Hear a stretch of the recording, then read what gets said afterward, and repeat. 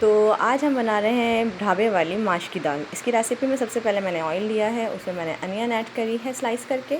उसको हम फ्राई करेंगे लाइट गोल्डन ब्राउन होने तक। और फ्राई करने के बाद